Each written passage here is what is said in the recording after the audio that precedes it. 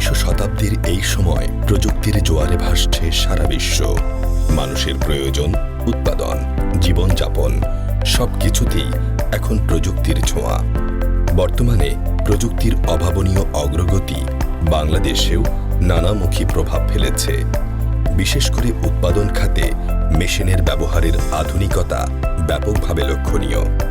কারখানায় স্বয়ংক্রিয় যন্ত্রপাতির মাধ্যমে দ্রুত পণ্য উৎপাদন সম্ভব হচ্ছে।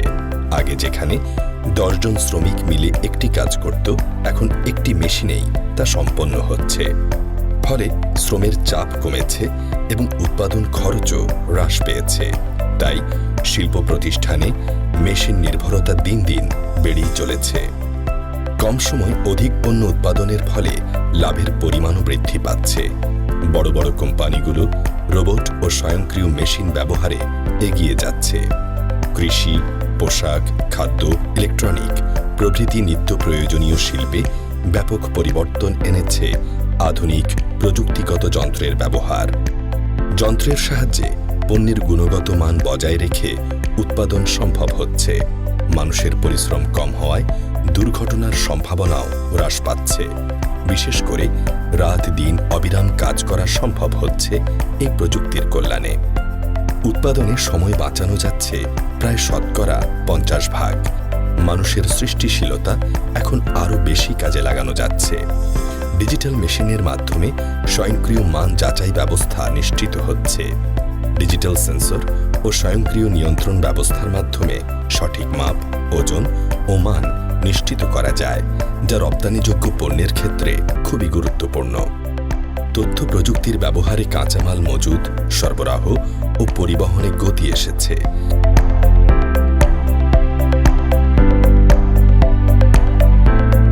ব্যবসায়িক পরিকল্পনা গ্রহণে তথ্য বিশ্লেষণ সফটওয়্যার সাহায্য করছে।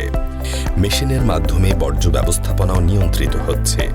মানব শ্রমে যে ভুল হতো তা এখন প্রযুক্তি ঠেকাচ্ছে। মেশিন একবার প্রোগ্রাম ইনস্টল করলে মেশিন ভুল না করে কাজ সম্পাদন করে। মেশিন ব্যবহারের ফলে শ্রমিকদের দক্ষতা উন্নয়ন হচ্ছে। তাদের প্রশিক্ষণ দিয়ে যন্ত্রচালিত কাজ শেখানো হচ্ছে। আর এই পরিবর্তন বাংলাদেশের অর্থনীতিতে বড় প্রভাব ফেলছে। প্রযুক্তি নির্ভর উৎপাদন ব্যবস্থায় আধুনিক মেশিনের উদ্ভব যেন মানব সমাজে আশীর্বাদ স্বরূপ। শাড়ি বাংলাদেশের নারীদের প্রধান ঐতিহ্যবাহী পোশাক, যা দৈনন্দিন পেশাগত এবং উৎসবের পরিধেয় হিসেবে ব্যবহৃত হয়। 4 থেকে 9 মিটার দৈর্ঘ্যের এই সেলাইবিহীন কাপড়টি সুতি, সিল্ক বা জামদানির মতো বিভিন্ন উপাদানে তৈরি হয়, যা আরামদায়ক এবং আভিজাত্যের প্রতীক।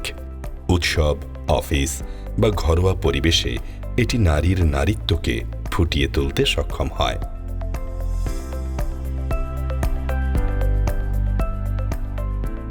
শাড়ির উৎপাদন বাংলাদেশের বিভিন্ন অঞ্চলে হয়ে থাকে।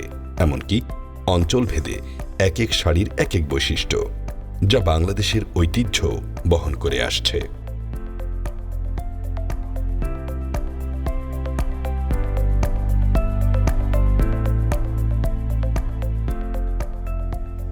বাংলাদেশে যমুনা নদীর পশ্চিম তীরের জেলা সিরাজগঞ্জ তাঁত শিল্পের জন্য পৃথিবীব্যাপী পরিচিত। এর বেলকুচি উপজেলায় ছোট বড় অনেক শাড়ির কারখানা গড়ে উঠেছে।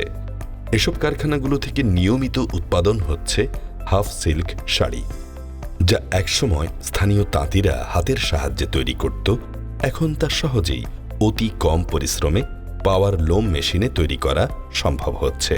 প্রযুক্তির ব্যবহার অত্র এলাকার শাড়ি উৎপাদনে এনে দিয়েছে এক নতুন গতি।